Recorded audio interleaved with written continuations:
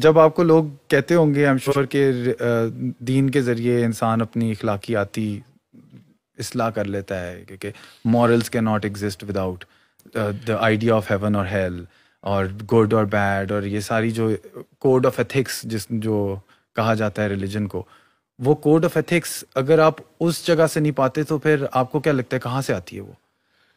تو آپ ذرا اس بات پہ غور کیجئے کہ سب سے زیادہ چوری چکاری، بدمعاشی، فراڈ، ٹیکس ایویژن کہاں ہوتا ہے؟ کہاں ہوتا ہے؟ یہاں ہوتا ہے نا، یہاں پہ ہوتا ہے ساری. دیکھیں آپ نے ملاحظہ کیا ہے کہ کس انداز میں وہ گفتگو فرما رہے ہیں. بہت کم لوگ دنیا میں ایسے ہوتے ہیں جن کو اللہ تعالیٰ یہ موقع فراہم کرتا ہے کہ وہ نوجوانوں کی اصلاح کے لیے کام کریں، یا اس سے ہٹ کر لوگوں سے بات کریں کسی بھی عنوان سے. مثال کے طور پر تدریس کراتے ہوں، اسپیکر کا کام انجام دیتے ہوں، یعنی لوگوں کے اصلاحی پہلو کے اوپر گفتگو کرتے ہوں اور لوگوں کو ایک اچھا نظریہ دیتے ہوں. بہت ہی کم لوگ دنیا میں ایسے ہوتے ہیں اور اللہ تعالیٰ بہت کم لوگوں کو ایسا موقع فراہم کرتا ہے. یہ پروفیسر لوگ اور اس طرح کے لوگ، پرویز ہود صاحب جیسے لوگ بہت کم پائے جاتے ہیں جنہیں یہ موقع ملتا ہے کہ نوجوانوں کی اصلاح کے پہلوؤں کے اوپر گفتگو فرمائیں. آپ نے ملاحظہ کیا ہے کہ وہ ایک ایسی گفتگو کر رہے ہیں جو ایک سطحی گفتگو ہے، یعنی ان صاحب کو یہ معلوم نہیں ہے کہ لوگوں کے رویوں اور لوگوں کے کردار کو دین نہیں کہا جاتا، اس کو اسلام نہیں کہا جاتا.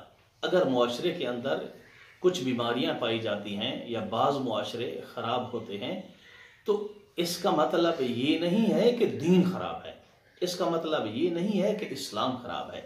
اگر یورپ کے اندر بعض لوگ خراب ہیں تو اس کا مطلب یہ نہیں ہے کہ عیسائی دین خراب ہے. اگر کہیں پر یہودی رہتے ہیں اور وہ برے کام کرتے ہیں تو اس کا مطلب یہ نہیں ہے کہ وہاں جو یہودیت کا مذہب ہے، مثال کے طور پر جو حضرت موسیٰ علیہ السلام کی مرہون منت ہے، وہ خراب ہے. قطعاً اس کا مقصد یہ نہیں ہے. یہ ایک ایسی گفتگو ہے جو عام فہم انسان بھی سمجھ سکتا ہے.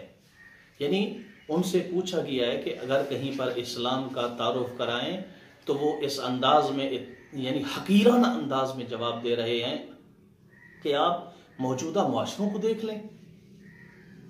خدا کے بندے اس طرح سے نہیں ہوتا. اگر کسی دین کو دیکھنا ہو، کسی مذہب کو دیکھنا ہو، مثال کے طور پر اگر اسلام کو دیکھنا ہو تو اسلام کے اوپر لکھی گئی کتب کو دیکھنا پڑتا ہے، یا جو اللہ نے کتاب نازل کی ہے، جو یعنی مجسم ایک کتاب ہے اور اس کے اندر احکام ہیں، اس کے اندر دین ہے، اس کے اندر قوانین ہیں، اس کو دیکھنا پڑتا ہے.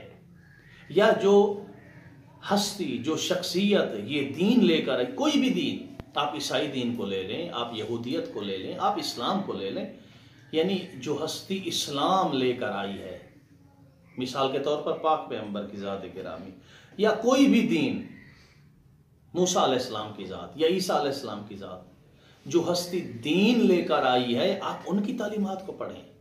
آپ معاشرے کے رویوں کے اوپر گفتگو کیوں کر رہے ہیں؟ کبھی بھی کسی بھی معاشرے کے جو رویے ہوتے ہیں، ان کی جو غلطیاں ہوتی ہیں، ان کی جو فحش باتیں ہوتی ہیں، وہ دین نہیں ہوا کرتا. وہ کسی مذہب کے علم بردار نہیں ہوا کرتے. اگر کسی مذہب کو دیکھنا ہے تو ان کی کتب کا مطالعہ کریں. کبھی بھی کسی مذہب کے اوپر اس انداز میں اٹیک نہ کریں، اس انداز میں گفتگو نہ کریں. حالانکہ آپ بہتر جانتے ہیں اس بات کو کہ اسلام ایک مکمل ضابطۂ حیات ہے. کسی بھی عنوان سے آپ اسلام کو دیکھ لیں، کسی بھی عنوان سے، اقتصادیات کے عنوان سے دیکھ لیں، سیاست کے عنوان سے دیکھ لیں، اخلاقیات کے عنوان سے دیکھ لیں، یا عبادات کے عنوان سے دیکھ لیں، اسلام ایک مکمل ضابطۂ حیات ہے. آپ کو وہ سب چیزیں بھول گئی ہیں، آپ نے وہ ساری چیزیں چھوڑ دی ہیں کہ اسلام کے اندر کیا کچھ ہے، اسلام کے اندر کتنی اخلاقیات ہیں جو دوسرے مذاہب کے لوگ اسی اسلام سے اپناتے ہیں.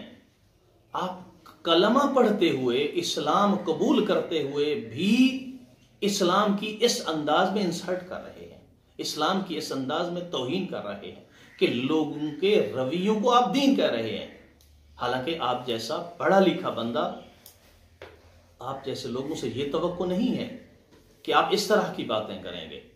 دیکھیں، میں پھر دہرا رہا ہوں کہ کسی بھی معاشرے کی غلط سوسائٹی، کسی بھی معاشرے کی غلط عادات، کسی بھی معاشرے کی غلط روایات اس دین کا پرچار نہیں ہوا کرتی۔ دعا ہے کہ اللہ تعالی ہمیں صحیح معنوں میں دین سمجھنے اور اس کے اوپر عمل کرنے کی توفیق عطا فرمائے۔ والحمدللہ رب العالمین۔